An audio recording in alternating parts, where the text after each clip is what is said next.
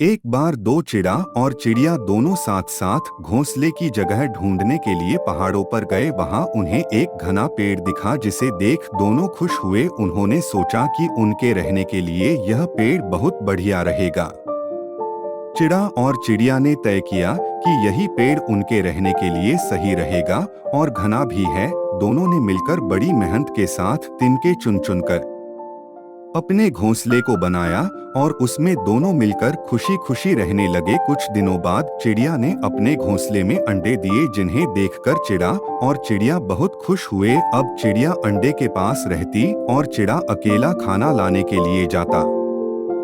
शाम होते होते वह घोंसले में वापस आ जाता है और दोनों मिलकर खाना खाते हैं। ऐसे ही चलता रहता है। कुछ दिनों बाद अब उनके अंडों में से चिड़िया के बच्चे निकलने वाले थे। दोनों चिड़ा और चिड़िया अंडों को देखते रहते हैं और उनके मन में बच्चों को देखने का उत्साह उमड़ रहा था।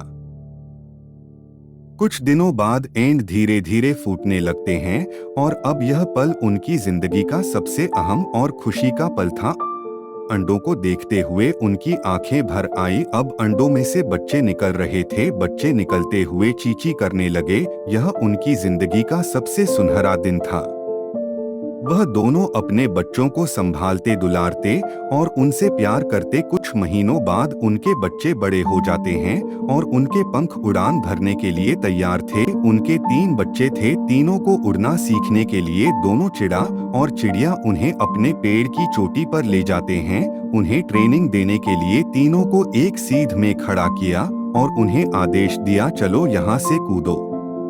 उनमें से 2 बच्चे तो कूद गए और फड़फड़ाते हुए नीचे आ गए, लेकिन एक बच्चा बहुत ही डरपोक था और वह कूदना नहीं चाहता। लेकिन चिड़ा उसको कई देर तक समझाया, परंतु वह नहीं कूदा और दूसरे दिन भी वह नहीं कूद पाया। तीसरे दिन तो चिड़ा ठान आया था कि इसे तो आज उड़ना सिखा कर ही रहूंगा। चिड़े ने बच्चों से कहा कि तेरे साथ आज मैं भी कूदूंगा, तुझे डरने की कोई जरूरत नहीं है, ठीक है चल कूद। बच्चे का डर कम हुआ और दोनों कूद गए और गिरते गिरते चिड़े ने बच्चे से कहा, पंख फड़फड़ा। बच्चा पंख फड़फड़ा तो रहा था लेकिन वह नीचे गिरता जा रहा था। चिड़ा बच्चों को बचाने के लिए उसके नीचे आ जाता है और थपाक से चिड़ा नीचे जमीन पर आ गिरता है। बच्चा तो बच जाता है लेकिन चिड़े को चोट लग जाती है और वह तड़पने लगता है। उड़ने वाले दोनों बच्चे उड़कर अपनी माँ के पास जाते हैं और उससे कहते हैं, माँ पिताजी तीसरे को बचाते हुए नीचे गिर गए। चिड़िया जल्दी से उड़ते हुए चिड़े के पास पहुंची। चिड़े को इस हालत में देखकर चिड़िया रोने लगी। चिड़ा चिड़िया से बोला, मेरे जाने के बाद अपने बच्चों का ख्याल रखना, ठीक है। ऐसा कहकर चिड़ा तड़पने लगा। उनकी किस्मत से एक आदमी उधर रास्ते से गुजर रहा था। चिड़ियों की चिल्लाहट सुनकर आदमी ने देखा कि चिड़ा दर्द से तड़प रहा है। भगवान की दया से वहां आदमी वैद्य था।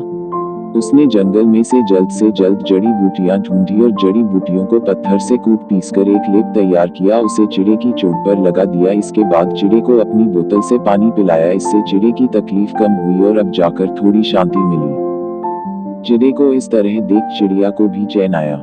कुछ दिनों तक चिड़े ने आराम किया और वह पूरी तरह से ठीक हो गया और फिर से वह सब खुशी खुशी रहने लगे और पूरे परिवार के साथ चिड़ा खुले आसमान में उड़ान भरते हुए सैर करने लगा। दोस्तों, अपने घर के आसपास कई तरह की चिड़िया है, उनके लिए अपने घर के किसी खुले स्थान पर उनके लिए दान और पानी डालें जिससे उनकी रक्षा हो सके। धन्यवाद।